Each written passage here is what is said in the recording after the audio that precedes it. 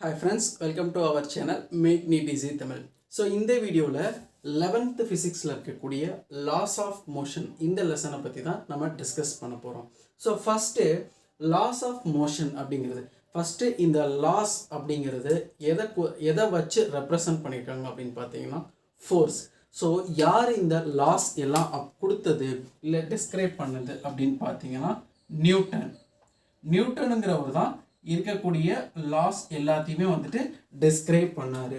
So டோட்டலாக எத்தனை loss அப்படின்னு இருக்கு அப்படின்னு கேட்டிங்கன்னா, அதாவது லாஸ் ஆஃப் மோஷனில் 3 லாஸ். ஸோ அந்த 3 லாஸ் என்ன, அதனுடைய அப்ளிகேஷன்ஸ் என்ன, இது எல்லாத்தையுமே இந்த வீடியோவில் ஃபஸ்ட்டு நம்ம டிஸ்கஸ் பண்ண போகிறோம். So let's move on the video. So first 3 லாஸில் first law, Newton's first law.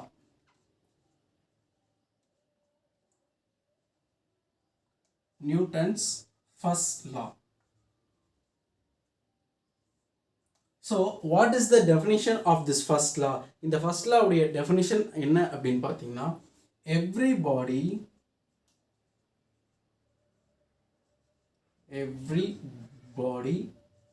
continues its state of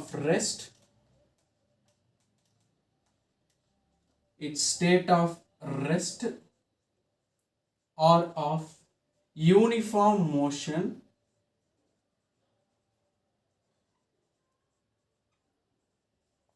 unless it is acted upon by external force. So what is the definition அப்படின்னு பார்த்தீங்கன்னா, every body continues its state of rest or of uniform motion unless it is acted upon by external force. அதாவது ரெஸ்ட்ல இருக்கக்கூடிய ஒரு ஆப்ஜெக்டோ அல்லது ஒரு uniform மோஷனில் இருக்கக்கூடிய ஒரு ஆப்ஜெக்டோ ரெண்டு மேலேயும் எக்ஸ்டர்னலாக ஏதாவது ஃபோர்ஸ் ஆக்ட் ஆகிற வரையும், அந்த ஃபோர்ஸ் எக்ஸ்டர்னலாக ஆக்ட் ஆகுது பார்த்தீங்களா, அப்படி எக்ஸ்டர்னலாக ஒரு ஃபோர்ஸ் ஆக்ட் ஆனால் தான் அதனுடைய ஸ்டேட்லேயோ, அதாவது ரெஸ்ட்டாக இருக்கக்கூடிய பார்ட்டிக்கிளையோ இல்லை யூனிஃபார்ம் மோஷனில் இருக்கக்கூடிய பார்ட்டிக்கிளுடைய ஸ்டேட்டில் சேஞ்சஸ் இருக்கும். எந்த ஒரு எக்ஸ்டர்னல் ஃபோர்ஸும் அது மேலே நம்ம அப்ளை பண்ணலை அப்படின்னா அந்த யூனிஃபார்ம் மோஷன்லேயோ இல்லை ரெஸ்ட்டில் இருக்கக்கூடிய பார்ட்டிக்கிளுடைய ஸ்டேட்டில் எந்த ஒரு சேஞ்சஸ் இருக்காது. ஃபார் எக்ஸாம்பிளுக்கு நல்லா பாருங்கள், இது நார்மலாக இருக்கக்கூடிய ஒரு பாக்ஸ், ஓகேங்களா, இது கிரவுண்டு அப்படின்னு நான் அஷ்யூம் பண்ணிக்கிறேன். ஸோ இது ஒரு பாக்ஸு, நார்மலாக இது ரெஸ்ட்டில் இருக்குது அப்படின்னா அதை எந்த டிஸ்டர்புமே நம்ம பண்ணலை அப்படின்னா அது அதே இடத்துல தான் இருக்கும், அதோடைய ஸ்டேட்லேயோ இதுலேயோ எந்த ஒரு சேஞ்சஸ் இருக்காது. இப்போ நான் எக்ஸ்டர்னலாக ஒரு ஃபோர்ஸ் கொடுத்து இங்கிட்டிருந்து நான் தள்ளுறேன் அப்படின்னா இந்த பாக்ஸ் வந்து ஒரு குறிப்பிட்ட அளவு இப்படி மூவ் ஆகிருக்கும் கண்டிப்பாக இந்த சைடில். ஸோ பேசிக் டெஃபினிஷன், நம்ம எக்ஸ்டர்னல் ஃபோர்ஸ் கொடுக்கல அப்படின்னா ரெஸ்ட்லேயே தான் இருக்க போது, எக்ஸ்டர்னல் ஃபோர்ஸ் அப்ளை பண்ணோம் அப்படின்னா அதனுடைய ஸ்டேட்டில் கொஞ்சம் சேஞ்சஸ் இருக்குது. So this is the basic definition of Newton's first law of motion. So external force கொடுக்கல அப்படின்னா, அதாவது ரெஸ்ட்டில் இருக்கக்கூடிய ஒரு பார்ட்டிக்கிளையோ இல்லை யூனிஃபார்ம் மோஷனில் இருக்கக்கூடிய பார்ட்டிக்கிளில் எந்த ஒரு சேஞ்சஸும் இருக்காது. This is the basic thing. So next linear momentum.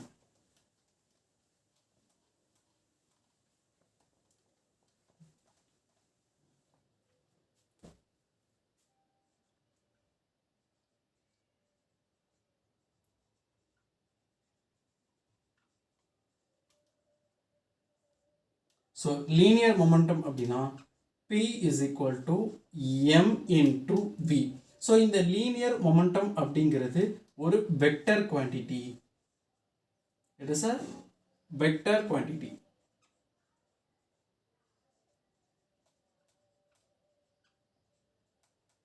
ஏன்னா வெலாசிட்டிங்கிறது ஒரு வெக்டர் குவான்டிட்டினால, so total constant into vector A vector.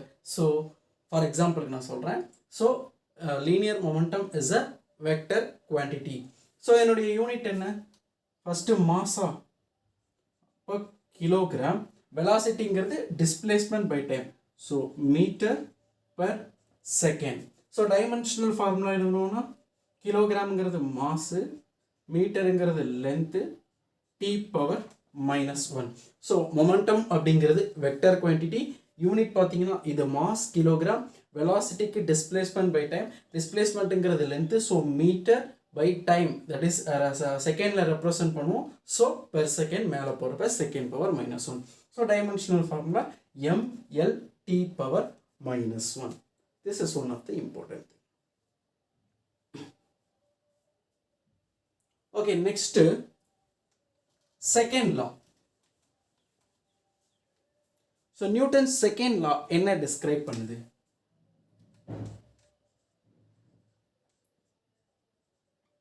Newton's second law. So Newton's second law simple definition தான் F is equal to dp by dt. Force is equal to, அதாவது external force acting on a particle இருக்கு பார்த்தீங்களா, that is equal to change in momentum. அதாவது ஒரு ரெஸ்ட்ல இருக்கக்கூடிய particle மேலேயோ இல்லை uniform மோஷனில் இருக்கக்கூடிய பார்ட்டிக்கல் மேலேயோ நம்ம ஃபோர்ஸ் ஆக்ட் பண்ணுறோம், அந்த ஃபோர்ஸ் வந்து சேஞ்ச் இன் மொமெண்டம்க்கு ஈக்குவல். ஸோ இதில் P அப்படிங்கிறது momentum, m into v. So இதை நம்ம டெரைவ் பண்ணோம் அப்படின்னா F is equal to d by dt of mvங்களா. ஸோ ரூல் அப்ளை பண்ணோன்னா m into dv by dt plus v into dm by dt. F is equal to, so F is equal to m into dv by dt plus v into dm by dt. If suppose கொடுத்திருக்கக்கூடிய சம்ல mass constant m is equal to constant அப்படின்னு இருந்துச்சு அப்படின்னா, so இந்த term ஃபுல்லாக zero என்னமா, ஏன்னா mass constant, differentiation of ஒரு கான்ஸ்டன்ட் டேர்ம் ஜீரோ அப்படிங்கிறதுனால இந்த டேர்ம் ஃபுல்லாக ஜீரோ ஆயிரும். So F is equal to m into dv by dt. இதே டைம் ஆப்போசிட்ல வெலாசிட்டி கான்ஸ்டன்ட் இருந்துச்சுன்னா, velocity constant அப்படின்னா இந்த term 0 ஆயிருமா, ஏன்னா differentiation of velocity, that is constant term equal to 0. So F is equal to v into dm by dt. This is the basic thing for second law of motion for comparing with linear momentum. So force acting on a particle is equal to or directly proportional to the change in momentum in that time, particular time. Okay, next in the linear momentum வச்சு ஒரு சில cases இருக்கு. So what are that cases அப்படிங்கறத பார்ப்போம். சரி, what are the applications of linear momentum அப்படிங்கறத பார்ப்போம்.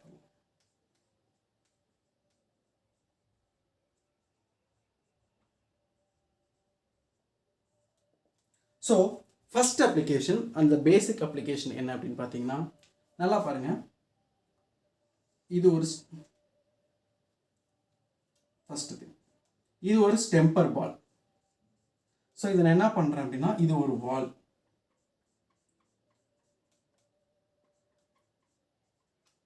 So அந்த ஸ்டெம்பர் பாலை நான் வாலில் இப்படி நான் ஹிட் பண்ணுறேன். ஸோ இதனுடைய mass m, velocity v. So hit ஆகிட்டு திரும்ப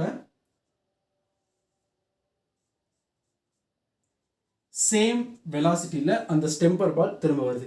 இப்போ நான் ஒரு ஸ்டெம்பர் பால் எடுக்கிறேன், இப்படி செவுத்தில் ஹிட் பண்ணால் என்ன பண்ணும், இப்படி அடித்து சேம் வெலாசிட்டியில் திரும்ப வரும். ஸோ இந்த கேஸில் what is the resultant of momentum? So P is equal to P final minus P initialங்களா. ஸோ இதில் பாருங்கள், P ஃபஸ்ட்டு இது வந்துட்டு ஃபஸ்ட்டு டைரக்ஷன் இப்படி இருக்குது. ஸோ இதனுடைய மொமெண்டம் எழுதணும் அப்படின்னா m into v. ஸோ இது ஆப்போசிட் டைரக்ஷனில், ஏன்னா இதில் வாலில் ஹிட் ஆகிட்டு ஆப்போசிட் டைரக்ஷனில் தானே திரும்ப வருது. So this is minus mv. So pf minus pi, that is equal to minus mv minus mv, that is equal to minus 2mv. P is equal to, so P is equal to minus 2mv. இன்னொரு case, second case என்னன்னு பார்த்தீங்கன்னா, same இது வால் தான். இப்போ நான் என்ன பண்ணுறேன்னா இதே பால் இப்படி ஹிட் ஆகுது. ஓகேங்களா? ஹிட் ஆகுறப்ப என்னன்னா இதனுடைய மாஸ் எம் தான். பட் என்ன அப்படின்னா first moving with velocity v1 செவுத்தில் அடித்து வேற வெலாசிட்டியில் v2ங்கிற வெலாசிட்டியில், ஃபார் எக்ஸாம்பிள் ஃபர்ஸ்ட் ஒன்னுடைய வெலாசிட்டி கம்மியாக இருக்குது, அதனால் இந்த வெலாசிட்டியில் நான் v2ன்னு எடுத்துக்கிறேன். ஸோ மாஸ் சேம் தான். இந்த கேஸில் நம்ம எவ்வளோ ஸ்பீடில் செவுத்தில் அடித்தோமோ அதே ஸ்பீடில் பார்ட்டிக்கல் திரும்ப வந்துச்சு. இங்கே அந்த ஸ்பீடு சேஞ்ச் ஆகிருக்கு. ஸோ இந்த கேஸில் வாட் இஸ் த மொமெண்டம், இல்லை ரிசல்டன்ட் மொமெண்டம்னு கேட்டாங்கன்னா same p is equal to pf minus pa. So இது mv1, இது mv2. So pf is equal to opposite டைரக்ஷனில் இருக்கனால minus. So minus mv2 minus mv1. So எம்மை காமனாக நம்ம வெளியில் எடுத்துடலாம். மைனஸையும் காமனாக வெளியில் எடுத்துட்டோம்னா, மைனஸை காமனாக வெளியில் எடுத்துட்டோம்னா v2 plus v1. This is for this second case, resultant momentum for the second case. Next third case என்ன அப்படின்னு பார்த்தீங்கன்னா சிமிலரா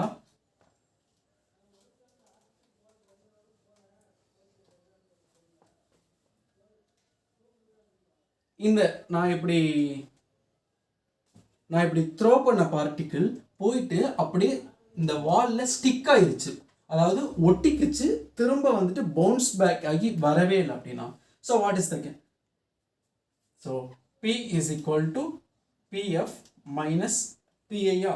so P is equal to final வந்து 0 தானே, ஏன்னா இந்த இடத்துல ஸ்டிக் ஆயிருச்சு அப்படின்னா போய் ஒட்டினதுக்கப்புறம் அதனுடைய வெலாசிட்டி 0னால 0 minus mv.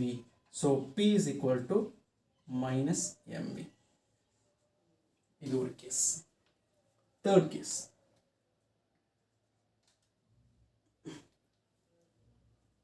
Next fourth case என்ன அப்படின்னு பார்த்தீங்கன்னா ஸோ இவ்வளோ நேரம் நம்ம என்ன பண்ணோம் அப்படின்னா வாலில் இப்படி நேராக இப்படி ஹிட் பண்ணோம். ஸோ இப்போ நம்ம என்ன பண்ண போகிறோம் அப்படின்னு பார்த்தீங்கன்னா ஃபோர்த் கேஸ் என்ன அப்படின்னு பார்த்தீங்கன்னா just a second.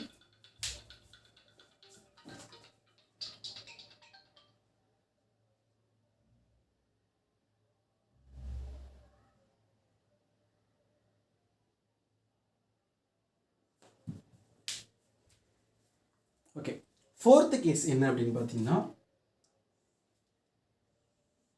So as usual இது ஒரு வால்.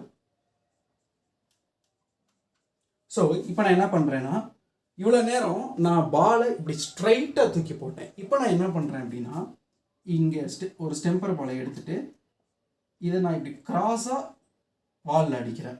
ஸோ வாலில் அடித்தா இப்படி அடித்து இப்படி அந்த பால் திரும்ப பவுன்ஸ் பேக் ஆகும். ஒன்றும் இல்லை, ஜென்ரலாக பாருங்கள், இப்படி நான் இப்படி த்ரோ பண்ணேன் அப்படின்னா பால் இப்படி பட்டு இப்படி திரும்ப வரும் பார்த்தீங்களா? So this is reference of X axis. இது தீட்டாங்கிற angle made with X axis. So எவ்வளோ ஆங்கிள் அந்த எக்ஸ் ஆக்சிஸ் ரெஃபரன்ஸாக எடுத்துகிட்டு எவ்வளோ ஆங்கிள் நம்ம மேட் பண்ணியிருக்கோம் எக்ஸ் ஆக்சிஸோட. ஸோ இதனுடைய mass M, velocity V, mass M, velocity V. So இந்த கேஸில் what is the resultant momentum? So as usual P is equal to PF minus PA தானே.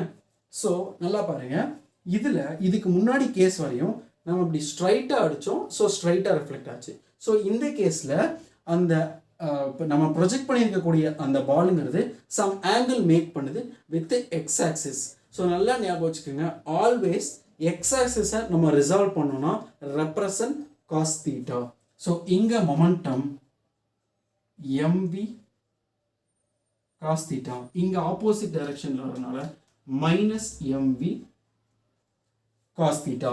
ஸோ pf என்ன minus mv cos theta minus mv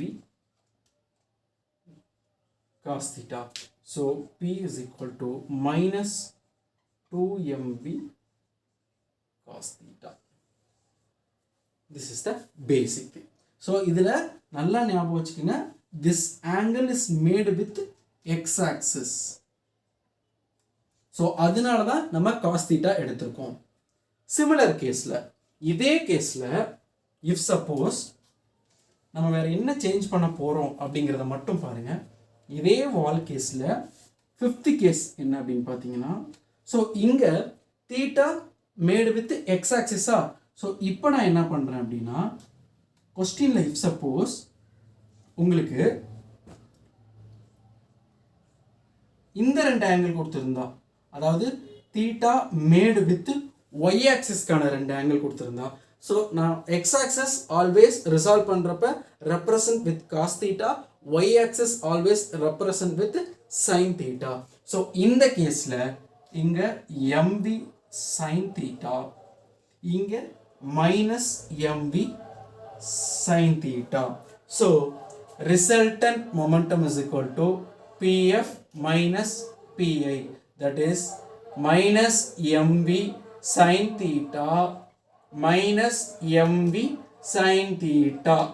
So p is equal to minus 2mv sin theta. This is the resultant for this. 5th application for this linear momentum. Next, Newton's third law.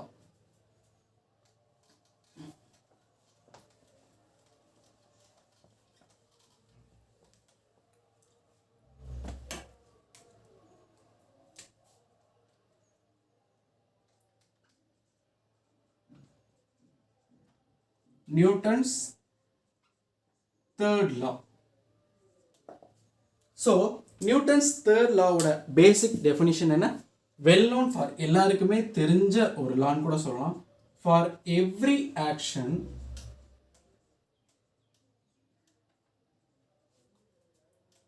there is an equal and opposite reaction. So first basic definition, for every action there is an equal and opposite reaction. So எல்லா ஒரு ஆக்ஷனுக்குமே அதுக்கு, அதாவது எல்லா ஒரு நேர்வினைக்கும் ஒரு எதிர்வினை கண்டிப்பாக இருக்கும். நெக்ஸ்ட் பாயிண்ட், ஸோ நம்ம என்ன சொல்லிட்டோம், ஆக்ஷனும் ரியாக்ஷனும் ஈக்குவல் அண்ட் ஆப்போசிட் சொல்லிட்டோம். ஸோ அதனுடைய சம், அதாவது நெட், அதாவது டோட்டல் சம் 0 அப்படின்னு கேட்டோம்னா, ஸோ கிடையாது. their total sum is not equal to 0. Not equal to 0. So action or reaction equal and opposite தான், ஆனா அதனுடைய net sum or total sum வந்து 0 கிடையாது. Third point என்ன அப்படின்னு பார்த்தீங்கன்னா, action and reaction do not கூட சொல்ல முடியாது, need not to be act on same point. So first, for every reaction there is an equal and opposite reaction னு சொல்லிட்டோம். Second point, அதனுடைய total sum 0 கிடையாது, need not to be 0. So third, ஆக்ஷனும் ரியாக்ஷனும் ஒரு சிஸ்டம்லேயோ இல்லை ஒரு பார்ட்டிக்கல் மேலேயோ அதாவது ஈக்குவல் அண்ட் ஆப்போசிட்னாலும் ஒரே பாயிண்டில் ஆக்ட் ஆகணும்னு அவசியம் கிடையாது, வேறு வேறு பாயிண்ட்லேயும் ஆக்ட் ஆகலாம். ஸோ இதை எப்படி எக்ஸ்பிளைன் பண்ணுறது அப்படிங்கிற ஒரு சிம்பிள் பேசிக்கோட பார்ப்போம். இந்த தேர்ட் லாவுடைய 3 டெஃபினிஷன் நல்லா பாருங்கள். இது ஒரு பார்ட்டிக்கல், ஓகேங்களா, இது ஒரு பாக்ஸை வச்சுக்கலாம். ஸோ இதை நான் மேலே இருந்து இப்படி நான் கீழே ட்ராப் பண்ணுறேன், இல்லை இப்படி நான் ரிலீஸ் பண்ணுறேன் அப்படின்னா, ஃபஸ்ட்டு திங் நல்லா ஞாபகம் வச்சுக்கோங்க, எம்ஜி அதாவது கிராவிடேஷனல் ஃபோர்ஸ் கீழே ஆக்ட் ஆகும், ஓகேங்களா. ஸோ கிராவிடேஷனல், இன்னும் சிம்பிளாக சொல்லணும்னா இது ஒரு ஸ்ட்ரிங்னு ஞாபகம் வச்சுக்கோங்க, இது ஒரு சீலிங், இது ஒரு ஸ்ட்ரிங். ஸோ கிராவிடேஷனல் ஃபோர்ஸ் வந்து கீழே ஆக்ட் ஆகுது. ஸோ கிராவிட்டி வந்து இந்த பாக்ஸை கீழே இழுக்க இழுக்க இந்த ஸ்ட்ரிங் இருக்குது பார்த்தீங்களா, அதாவது இந்த கயிறு இல்லை ரோப் இருக்குது பார்த்தீங்களா, இதில் ஒரு ஆப்போசிட் ஃபோர்ஸ் ஆக்ட் ஆகும், டென்ஷன் ஃபோர்ஸ். எதுக்குன்னா இந்த கிராவிட்டி கீழே இழுக்கிறத ரெசிஸ்ட் பண்ணுறதுக்காக. இந்த பாக்ஸை ரொம்ப கீழே இழுத்துச்சுன்னா இந்த ஸ்ட்ரிங் அந்த கீழே விழுந்துடும். ஸோ எவ்வளோ எக்ஸ்டென்ட்டுக்கு, மேக்ஸிமம் எக்ஸ்டென்ட்டுக்கு இந்த கிராவிட்டி ஃபோர்ஸை ரெசிஸ்ட் பண்ணி ஆப்போசிட்ஸில் ஒரு ஃபோர்ஸ் கிரியேட் ஆகும். That is called tensional force. So இதில் ஃபார் எக்ஸாம்பிளுக்கு கிராவிடேஷனல் ஃபோர்ஸை நான் ஆக்ஷன் எடுத்துக்கிறேன் அப்படின்னா அது இந்த பாக்ஸில் இந்த பாயிண்டில் ஆக்ட் ஆகுது. அதுக்கு ஆப்போசிட்டாக கிரியேட் ஆகக்கூடிய டென்ஷன் இந்த இடத்துல ஆக்ட் ஆகுது. ஸோ ஒரு பாக்ஸில் ஆக்ஷனும் ரியாக்ஷனும் ஒரே பாயிண்டில் ஆக்ட் ஆகணும்னு அவசியம் கிடையாது. ஸோ இது ரெண்டும் ஆப்போசிட் டைரக்ஷனில் இருக்கனால T minus mg is equal to 0. ஏன்னா நெட் ஃபோர்ஸ் 0 தானே. So T is equal to mg. ரெண்டும் ஈக்குவல். நெட் ஃபோர்ஸ் 0வா இருக்கலாம், 0வா இல்லாமையும், அதாவது நீட் நாட் டு பி 0 அப்படின்னு நான் சொல்லியிருக்கேன். நெக்ஸ்ட் ஃபார் எக்ஸாம்பிள் இனர்ஷியா அப்படிங்கிறது என்ன? What is the basic definition of inertia அப்படிங்கிறத பார்ப்போம்.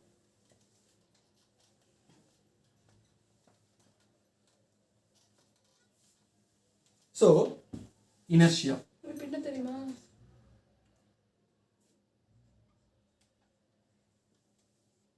இனர்ஷியா அப்படிங்கிறது என்ன அப்படின்னு பார்த்தீங்கன்னா, நல்லா பாருங்க. ஃபஸ்ட்டு ஒரு எக்ஸாம்பிளோட டெஃபினேஷன் கொடுத்துட்றேன். ஸோ இது ஒரு பாக்ஸ், ஓகேங்களா? ரெஸ்ட்டில் இருக்கக்கூடிய ஒரு பாக்ஸ். ஸோ இந்த பாக்ஸில் ஃபஸ்ட்டு ரெஸ்ட்டில் இருக்கிறப்ப அதோடைய ஸ்டேட்டில் எந்த ஒரு சேஞ்சஸும் இருக்காது. ஸோ இப்போ நான் என்ன பண்ணுறேன் அப்படின்னா எக்ஸ்டர்னலாக ஒரு ஃபோர்ஸ் கொடுக்குறேன். ஸோ இந்த சைட்லேருந்து ஒரு ஃபோர்ஸ் கொடுத்தா இந்த பாக்ஸ் இப்படி நகருமா?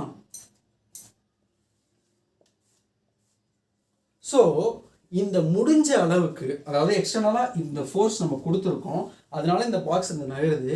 ஸோ இந்த பாக்ஸ் வந்து நம்மளுடைய ஃபோர்ஸ் கொடுத்துருக்கோம் பார்த்தீங்களா, அது எவ்வளோ தூரம் வித்ஸ்டாண்ட் பண்ணி அப்போஸ் பண்ணுது இந்த ஃபோர்ஸை. அதாவது நம்ம எக்ஸ்டர்னலாக ஃபோர்ஸ் கொடுத்தா அந்த பாக்ஸை நகர்த்த பார்க்குறோம், ஆனால் அந்த பாக்ஸ் வந்துட்டு இந்த ஃபோர்ஸை ஒரு குறிப்பிட்ட அளவு அப்போஸ் பண்ணி அதனுடைய ஸ்டேட்லேருந்து சேஞ்ச் ஆகாமல் ரெஸ்ட்லேயே இருக்கிறதுக்கு ட்ரை பண்ணும். ஸோ அந்த இது that is called as inertia.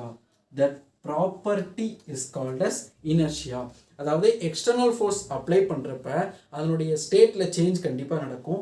அந்த ஸ்டேட்டில் சேஞ்ச் நடக்காமல் இருக்கிறதுக்காக அந்த சிஸ்டமோ இல்லை அந்த பார்ட்டிகளோ அந்த எக்ஸ்டர்னல் ஃபோர்ஸ்க்கு அந்த எக்ஸ்டர்னல் ஃபோர்ஸை அப்போஸ் பண்ணி ஒரு குறிப்பிட்ட ரியாக்ஷன் கொடுக்கும். That is called as inertia. So this is the basic definition of inertia. So this is the Newton's 3 laws of motion and linear momentum. So up to this இந்த வீடியோல பார்ப்போம் அதனுடைய அப்ளிகேஷன்ஸ், 3 laws உடைய applications and as well as next laws of motionல இருக்கக்கூடிய next பார்ட்டான friction, இது எல்லாத்தையுமே இன்னும் upcoming வீடியோல அப்லோட் பண்ணுவோம். So thank you for watching. Keep going on. உங்களுக்கு ஆன்லைன் கோர்ஸ் சம்பந்தமாக எதுவும் டவுட்ஸ் இருந்தால் you can ask in the Telegram group. Thank you.